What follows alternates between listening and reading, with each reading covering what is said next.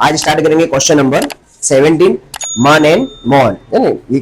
Most time पे adjustment इसमें दिया हुआ है, एडजस्टमेंट नंबर थर्ड वाला, ठीक है। पहले हम लोग क्वेश्चन पूरा रीड कर लेते हैं, फिर देखेंगे कि उसके अंदर क्या दिखाई दे रहा है। MP Man and Mohan are partner sharing profit and loss ratio, their proportional 1:1। उनका क्या दिया है, पीएनएल का रेशियो 1:1, ठीक है। तो एडजस्टमेंट रीड करते हैं। The value of closing stock 80,000, its market value 10% मोर। तो हमने लास्ट टाइम भी सीखा था कि स्टॉक की वैल्यू में मोर बोले तो कभी मोर करना नहीं है, बट लेस बोले तो क्या कर देना है, माइनस कर देना है, ठीक है। लेस कर देंगे तो उसी को ऊपर टिक करके छोड़ देंगे। First question, provide depreciation 10% on machinery, machine and building. तो मशीन के ऊपर लिखेंगे सेकंड नंबर एंड बिल्डिंग पे लिखेंगे सेकंड नंबर। थर्ड नंबर आया, डेप्टर्स 10,000 बिकम इंसॉल्वेंट। इंसॉल्वेंट का मतलब होता है कि 10,000 डेप्टर्स जो हमें पैसे लेने थे, अब वो पैसे तुम्हें देने वाले नहीं। इंसॉल्वेंट का मतलब वो हो गए कंगाल, अब वो पैसे देने के लिए मना कर देंगे। 50% amount will be received as per instruction of his receiver, यानी कि हमने कुछ क्लेम करा होगा तो उसका जो रिसीवर होगा, यानी कि उसका कोई फैमिली मेंबर हो सकते हैं, अगर कोई भी पार्टनर होगा, उसे क्या हम कितना परसेंट पेमेंट कर देंगे, 50% पेमेंट कर देंगे। तो जो मिल रहा है वो नहीं देखना है। 50% रिसीव हो गया, बट रिसीव कितना नहीं हुआ, 50% ही ना। तो तुम्हें बैड डेट देखना है। मान लो कि यहाँ पर होता है 80% रिसीव हुआ, तो 80% ही काउंट करना है। कितना परसेंट काउंट करना है, 20%। हमें बैड डेट देखना है कि भाई हमारा पैसा कितना लॉस में गया, तो 20% लॉस होगा। तो यहाँ पर कितना, 50%। तो ये तो दोनों अमाउंट कैसे हो जा रही है, सेम सेम। तो 50% का हो गया हमारा बैड डेट हो गया, ठीक है। आगे देखते हैं, फिर लिखा प्रोवाइड 5% बैड डेट रिजर्व। तो बैड डेट रिजर्व कैसे काउंट होगा ना, वो इसके अंदर मेन कैलकुलेशन है ना। तो जब हम कैलकुलेशन करके ध्यान रखेंगे बैड डेट का, तो चेक करेंगे अंदर डेप्टर्स कहां पे दिए हुए। तो डेप्टर्स देखो, इस बार डेप्टर का नाम क्या दिया, कस्टमर दिया हुआ है, तो कस्टमर के ऊपर लिख देंगे थर्ड नंबर। नेक्स्ट लिखा हुआ है 10% interest is outstanding of bank overdraft. तो जो हमारा बैंक ओवरड्राफ्ट उसका इंटरेस्ट क्या है, आउटस्टैंडिंग है। तो चेक करेंगे अंदर या तो बैंक लिखा हुआ है, तो क्या लिखा होगा, ऑलरेडी बैंक ओवरड्राफ्ट दिया होगा। देखो बैंक अकाउंट दिया हुआ है, कमीशन पेड इन एडवांस के नीचे। नेक्स्ट लिखा हुआ fifth number, goods 2000 is missed out record in sales return book. यानी कि हमने 2000 का क्या करा था, सेल्स रिटर्न था, जो अभी तक रिकॉर्ड हुआ नहीं है। रिकॉर्ड नहीं हो तो रिकॉर्ड करना पड़ेगा। तो चेक करेंगे अंदर सेल्स कितनी देखिए, देखो सेल्स रिटर्न होगी हमारे पास, क्या लगा, चेक करेंगे सेल्स रिटर्न।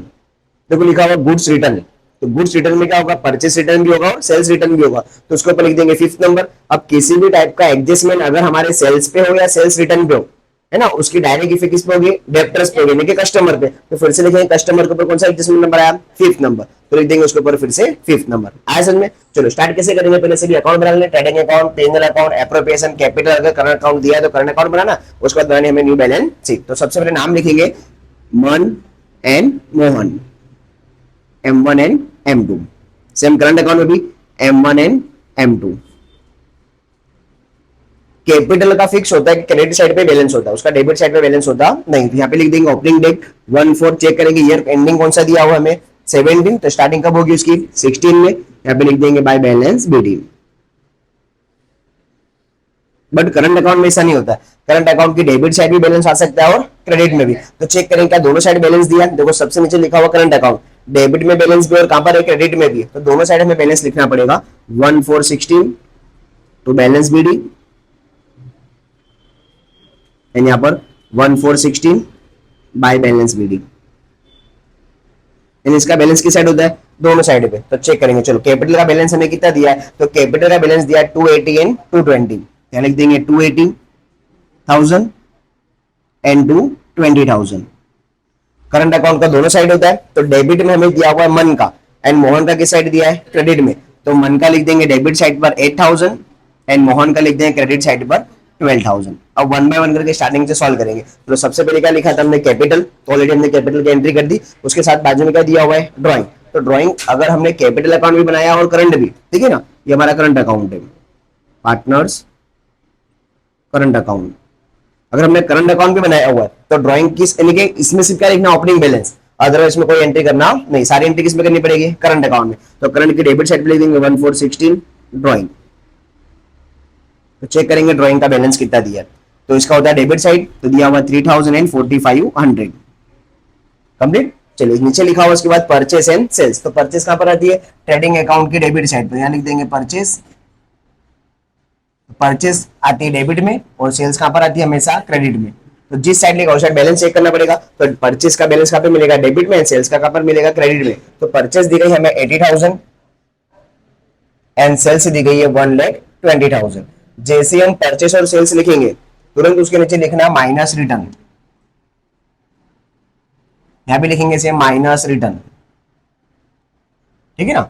अब चेक करेंगे परचेज क्या होती है डेबिट, तो इसकी रिटर्न क्या होगी क्रेडिट। देखो हमें गुड्स रिटर्न लिखा हुआ था, तो गुड्स रिटर्न का एडजस्टमेंट भी है, ठीक है ना। तो चेक करेंगे पहले तो गुड्स रिटर्न दिया कितना टोटल, तो टोटल गुड्स रिटर्न एक दिया हुआ हमें 16,000 और एक दिया हमें 14,000। तो कौन सा किस साइड लिखना है, परचेस क्या होती है डेबिट, तो इसका रिटर्न क्या होगा क्रेडिट, सेल्स क्या होती है क्रेडिट, तो इसका रिटर्न क्या होगा डेबिट। तो हमें पहले किसको सॉल्व करना पड़ेगा, परचेस को, इस पे कोई एडजस्टमेंट दिया हुआ नहीं। तो परचेस क्या होती है डेबिट, तो उसका क्या हो जाएगा रिटर्न क्रेडिट। तो क्रेडिट में हम लोग लिखेंगे, क्रेडिट में कितना दिया हमें 14,000, यहाँ पे माइनस करेंगे 14,000, तो माइनस कर देंगे, तो 80,000 में से हम 14,000 माइनस करेंगे तो आ जाएगा 66,000।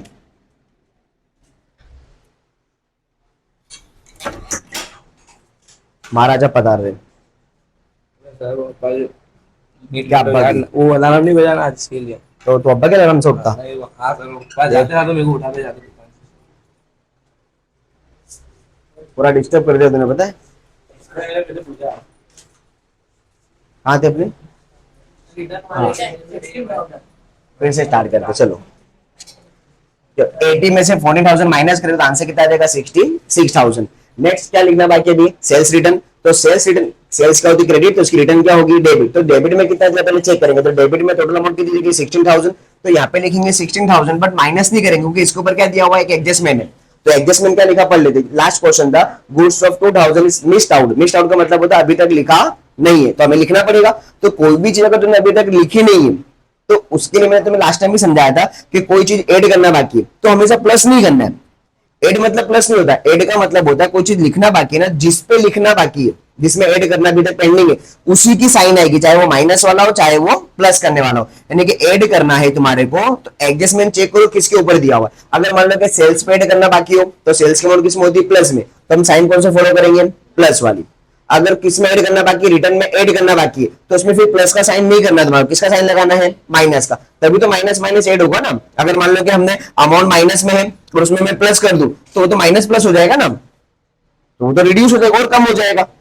तो जिसपे भी एडजस्टमेंट है, अगर कोई चीज ऐड करना बाकी है तो जिसके ऊपर एडजस्टमेंट है उसी की साइन फॉलो करनी है। तो ये क्वेश्चन किस पे दिया हुआ रिटर्न पे, रिटर्न की साइन कौन सी है माइनस, तो यहाँ पे क्या करेंगे हम माइनस, माइनस अनरिकॉर्डेड कितना था 2,000।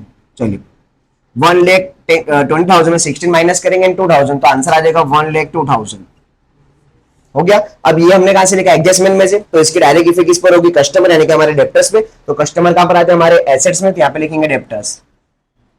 तो डेप्टर्स की अमाउंट हमें मिलती है डेबिट साइड पर, एसेट्स क्या होती है हमारी डेबिट। तो डेबिट साइड पर चेक करेंगे कस्टमर की अमाउंट कितनी है, तो 25,000 कितनी दी गई है, तो यहाँ पे लिखेंगे अंदर 25,000। अब जब भी डेप्टर्स के ऊपर एक से ज्यादा एडजस्टमेंट हो तो फर्स्ट पे कौन सा सोल्व करना है, सेकंड पे कौन सा, थर्ड पे कौन सा, फोर्थ पे कौन सा। तो सबसे पहले तुम्हें सोल्व करना है सेल्स पे कुछ इंक्रीज डिक्रीज हुआ है क्या। देखो यहाँ पर सेल्स पे हमने माइनस प्लस करा हुआ है, तो सेल्स पे जो भी माइनस प्लस होगा पहले वो माइनस प्लस वहां सोल्व करना है।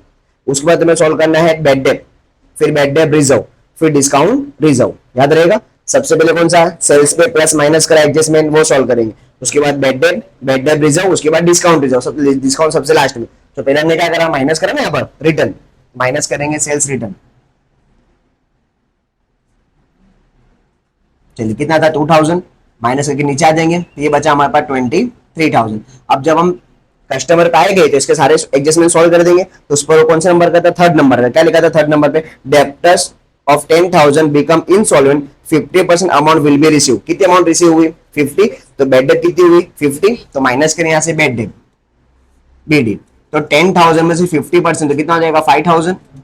तो अब रिमेनिंग हमारे पास बच गया 18,000, यानी कि अब हमें कितने पैसे मिलने वाले ओनली फॉर 18,000। अब उसके बाद बोला हमने बैड डेट रिजर्व, तो माइनस करेंगे बैड डेट रिजर्व, कितना परसेंट बोला 5%। तो ज्यादातर स्टूडेंट कैसे करेंगे 18,000 का निकाल देंगे 5%, वही रॉन्ग होगा। ठीक है, बैड डेट रिजर्व निकलती है किसके कौन से डेप्टर्स पे निकालते हैं हम लोग, सॉल्वेंट कि जो पैसा देने के लिए एग्री करते हो। अब हमारे टोटल जो डेप्टर्स है वो 23,000 है, कितने हैं, जो 25 में से 2,000 तो सेल्स रिटर्न हो गया। तो अब मुझे पैसे बाहर से कितने रुपए मिलने वाले 23,000। इस 23,000 में से 10,000 तो कैसे हो गए इनसॉल्वेंट हो गए, वो तो पैसा देने के लिए मना ही कर दिए। उसमें से मैंने कुछ केस करा तो मुझे 50% रिटर्न मिल गया, तो 50% मेरा क्या हो गया बैड डेट हो गया। तो ये 18,000 में तो मेरे 5,000 तो मेरे है ना जो मुझे मिल चुके अभी तक। तो कैसे याद रखेंगे 23,000 में से 10,000 तो क्या हो गए इनसॉल्वेंट, तो सॉल्वेंट बचे कितने खाली 13,000 ही बच रहा है सॉल्वेंट तो, यानी कि इतना ही लोगों से मुझे पैसा रिकवरी करनी है, 18,000 से रिकवर करना नहीं है। तो ये जो बचता है इसके ऊपर निकालेंगे 5%, 5% है तो निकाल देंगे तो 650, 3 5 जा 65, तो 650 यहाँ पे लिख देंगे 650 माइनस कर देंगे तो 17,350। चेक कर लेंगे एक बार, कैलकुलेटर लो, 18,000 माइनस 650, 17,350 आ गया। जैसे हमने यहाँ पे बेड डेप लिखा तो 4 लाइन का बॉक्स बना देंगे पेनल अकाउंट के डेबिट साइड पर, bed debt, bad debt, bad debt reserve, और एक लाइन छोड़ देनी है माइनस बेड डेप रिजर्व। चलो बेड डेप हमने कितनी लिखी 5,000, रिजर्व कितना लिखा हमने 650। चेक करेंगे अब फर्स्ट और लास्ट का पे मिलेगा हमें टेक्स्ट बुक के अंदर, तो टेक्स्ट बुक में चेक करेंगे कहीं पे लिखा हमने bad debt and bad debt reserve, check कर लो पूरे में, देखो bad debt bad debt bad debt कहीं भी दिया हुआ नहीं है, तो फर्स्ट में भी डैश एंड लास्ट में भी डैश, तो इसका टोटल करेंगे तो 5,650 एंड आउटर कॉलम में से 5,650 कंप्लीट हो गया। यानी कि हम किस पे थे, सेल्स पे थे, सेल्स पे किस पे थे हम लोग, डेप्टर्स पे, डेप्टर सॉल्व करके किस पे आ गए हम लोग, बेड डेप पे। कंप्लीट हो गया तक। चलो उसके बाद लिखा हुआ था हमारे पास एडवर्टाइजमेंट एक्सपेंस, एक्सपेंस कहां पर आता है कोई भी अकाउंट में, पेनल अकाउंट के डेबिट साइड पर, एडवर्टाइजमेंट एक्सपेंस कितना दिया चेक कर लेंगे, तो एक्सपेंस की अमाउंट हमें दी गई है 7,000, यहाँ लिख देंगे 7,000। नेक्स्ट लिखा हुआ हमारे पास कैरेज आउटवर्ड, देखो इनवर्ड हो तो ट्रेडिंग में, और आउटवर्ड तो कहां पे लिखेंगे पीएनएल के अंदर, तो लिख देंगे यहाँ पर कैरेज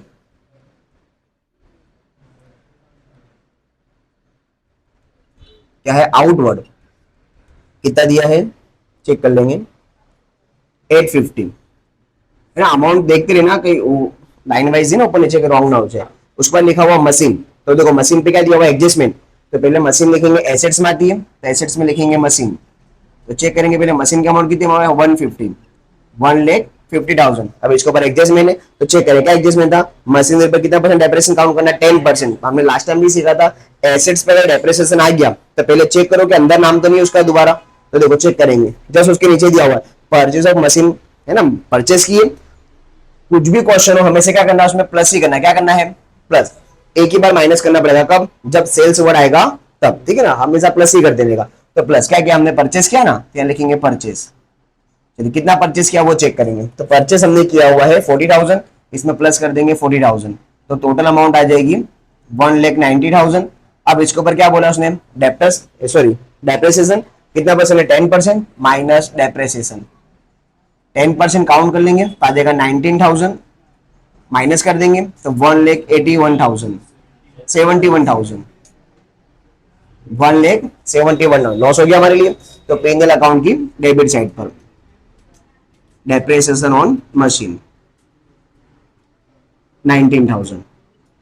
चलिए नेक्स्ट रेडी करते क्या लिखा हुआ है, नेक्स्ट हमें दिया हुआ बिल्डिंग, वो भी हमारी क्या एसेट्स ही है, फिर से यहीं पे लिखेंगे एसेट्स में बिल्डिंग। एडजस्टमेंट के ऊपर तो अमाउंट चेक करेंगे पहले कितनी दी गई, तो बिल्डिंग की अमाउंट दी गई 2,50,000। अब इसके ऊपर भी क्या है डेप्रिसिएशन है, तो चेक करेंगे फिर से कहीं बिल्डिंग का नाम दोबारा दिया अंदर, तो चेक कर लेंगे गुड्स रिटर्न लोन कहीं भी दिया हुआ नहीं, तो डायरेक्ट माइनस करेंगे, माइनस डेप्रिसिएशन 10% इस पे भी है तो आ जाएगा 25,000, माइनस करके सेम बार 2,25,000 है ना, 50 में से 25 का 25 बचे एंड 2 लाख का 2 लाख डेप्रिसिएशन आ गया फिर से, तो यहाँ पे लिखेंगे depreciation on building 25,000। Next read करते क्या लिखा हुआ है, नेक्स्ट हमें दिया हुआ है ऑफिस सैलरी, सैलरी किसी की भी कहां पर आएगी पेनल अकाउंट की डेबिट साइड पर, सैलरी कितनी दी गई है 15,000, मैं लिख देंगे 15,000। नेक्स्ट लिखा हुआ है कस्टमर एंड सप्लायर, जो कस्टमर तो ऑलरेडी हम लोग सॉल्व कर चुके, सप्लायर मतलब क्या होता है क्रेडिटर, यहाँ लिख देंगे क्रेडिटर्स, क्रेडिटर्स की अमाउंट हमें दी गई, इसकी होती है क्रेडिट साइड पर, तो उसकी अमाउंट दी गई 35,000। चलिए नेक्स्ट लिखा हुआ है गुड्स रिटर्न, वो भी हमारा हो गया। उसके बाद लिखा हुआ है वेट चार्ज, ये कहां पर आता है ट्रेडिंग अकाउंट की डेबिट साइड पर,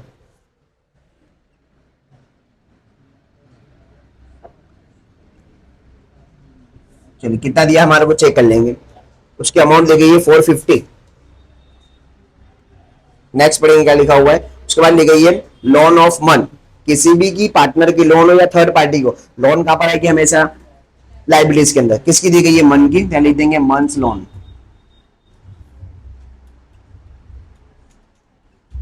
अब मन कौन है, कंपनी का पार्टनर है, तो उसके ऊपर हेड एंड एडजस्टमेंट कंपलसरी कर सॉल्व करेंगे, ठीक है। चलो लोन कितनी के पहले चेक करेंगे, तो लोन दिखे हमें 10,000 इनर कॉलम में लिखेंगे, और पार्टनर की लोन के ऊपर कंपलसरी कितना परसेंट काउंट करना है, 6%, तो काउंट करेंगे इसका 6%, तो प्लस आ जाएगा इंटरेस्ट। अब डायरेक्ट लिख नहीं देना कि 600 आ गया, चेक करेंगे कि कहीं पे लोन का इंटरेस्ट दिया हुआ, पहले चेक कर लेने का, इंटरेस्ट ऑन लोन देखो दिया हुआ इंटरेस्ट ऑन लोन।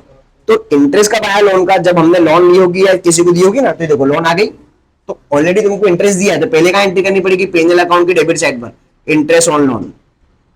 चलो कितना दिया हमें बुक के अंदर, हमें 400 तो ऑलरेडी दे दिया, कितना दिया हुआ है, और कैलकुलेटर हमने करा 6% निकाला, तो टोटल कितना आया, यानी कि लॉस तो हमें 600 का ही है, बट फर्म कितना पे कर चुके ऑलरेडी 400, तो आउटस्टैंडिंग कितना हुआ 200, कितना हुआ आउटस्टैंडिंग 200, तो यहाँ पर प्लस कितना करेंगे ओनली फॉर 200, तो 12 देगा 10,200। ऐसा समझे, डायरेक्ट लिख नहीं देना है, पहले चेक करेंगे कि इंटरेस्ट तो दिया नहीं, पहले से दिया हो तो पहले पेनल अकाउंट के डेबिट साइड पर जितना दिया वहां पे लिख दो, और जो कैलकुलेटर का होगा लिख दो, बाहर लिख दो, फिर देखो कि कितना ऐड करना बाकी है, जितना यहाँ पर ऐड करोगे उतने वहां पे क्या कर देना, ऐड कर देना, ठीक है। चलो नेक्स्ट पढ़ेंगे क्या लिखा हुआ है, उसके बाद लिखा हुआ है goods stock, sorry carriage inward, inward कहां पर आता है हमारा, ट्रेडिंग अकाउंट के डेबिट साइड पर, तो यहाँ लिख देंगे कैरिज इनवर्ड।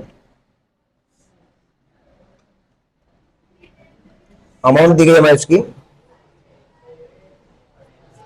1300, यहाँ पे लिख देंगे 1300। उसके बाद लिखा हुआ है गुड्स स्टॉक, देखो डेट क्या दी गई 14, तो ये कौन सा स्टॉक हो गया, ओपनिंग स्टॉक, ओपनिंग भी कहां पर आता है, ट्रेडिंग अकाउंट की डेबिट साइड पर ही आता है।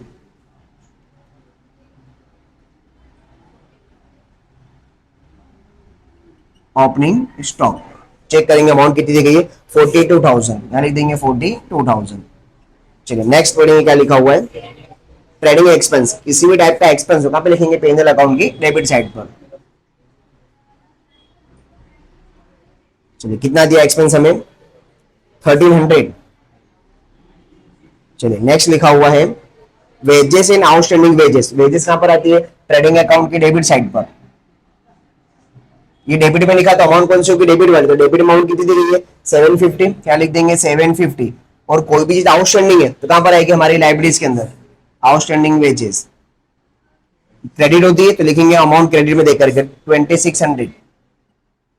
नेक्स्ट लिखा हुआ उसके बाद bank account, sorry commission paid in advance. अब प्रॉब्लम ये होती है कि सर हमें पता है कमीशन पेनल में लिख दिए कि एसेट्स में लिखे कि लाइब्रेरीज में लिखे, देखो receive in advance and paid in दोनों चीजें लगे, रिसीव वाला भी तुमको पहले से मिल गया तो लाइब्रेरीज बनेगी, और पेड इन तुमने पहले से पेमेंट कर दी है ना, तो दोनों चीज क्या होती है, अलग अलग होती है, वो चीज तुमने पहले से पे कर दी तो आप पे करने की रिक्वायरमेंट होगी नहीं, तो एसेट्स बनेगी। फिर भी कंफ्यूज हो, देखो अमाउंट चेक करो किस साइड देखिए, कमीशन पेड इन एडवांस कहां पे दिया, डेबिट साइड पर, तो लिखना है एसेट्स में, कहां पे लिखना है, अगर मान लो कि ये अमाउंट कहां पे लिखी होती है क्रेडिट में, तो कहां पे लिखी लाइब्रेरीज में, कंफ्यूजन होता है तब, वो ना हो कमीशन रिसीव इन एडवांस है, तुम्हें कोई चीज कमीशन पहले से मिल गया तो हमारे पास लाइब्रेरीज हो गई काम करने की, आज तुमने कमीशन पहले से किसी को पे कर दिया तो सामने के ऊपर अब तुम्हें दोबारा पैसा नहीं देना पड़ेगा, वो सामने तुम्हारा क्या करेगा, काम करके देगा, ठीक है ना। तो ऐसा समझना पड़े तो फिर डेबिट में चेक करो, डेबिट में हो तो एसेट्स में और क्रेडिट में हो तो लाइब्रेरीज में। तो यहाँ पर क्या लिखा था हमारा, कमीशन पेड इन एडवांस।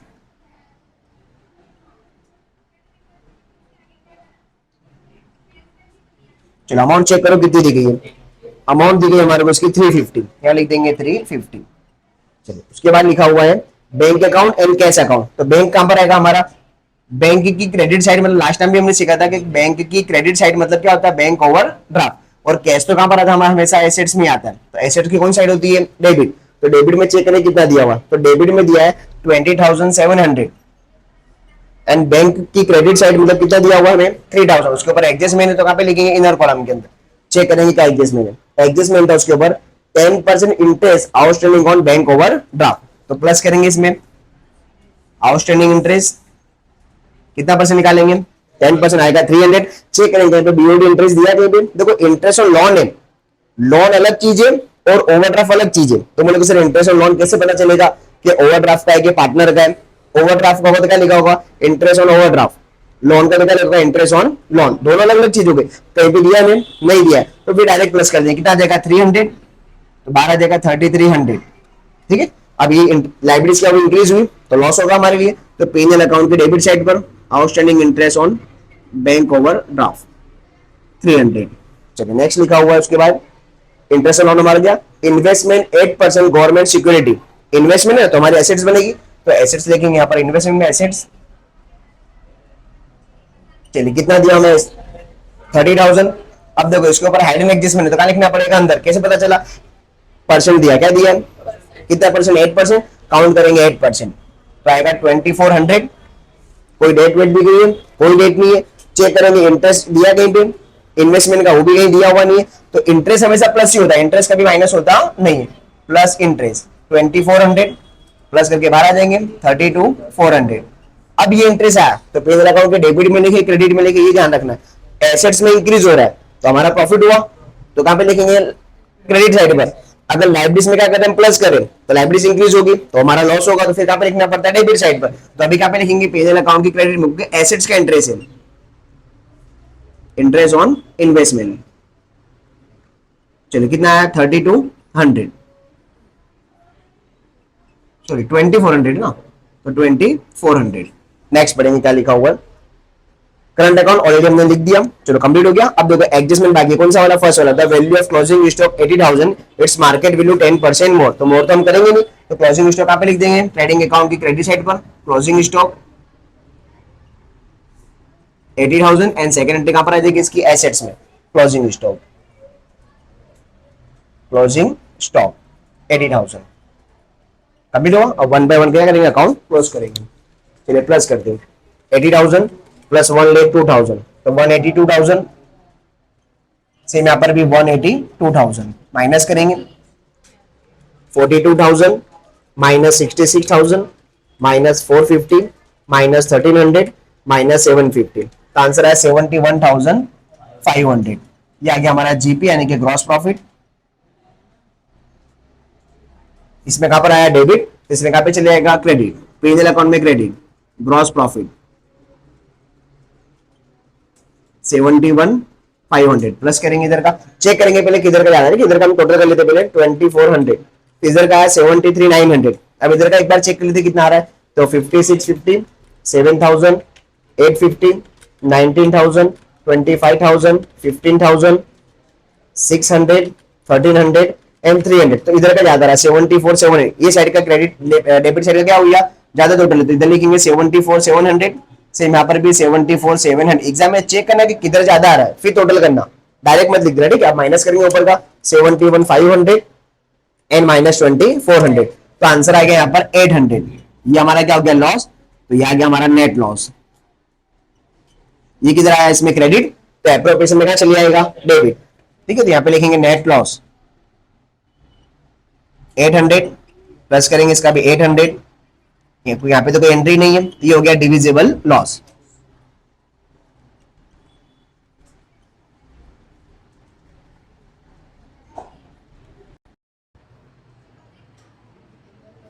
तो क्या पार्टनर है, मनमोहन, रेशियो क्या था उनका, इक्वल था, डिवाइड बाय 2 कर देंगे तो 400 एंड 400।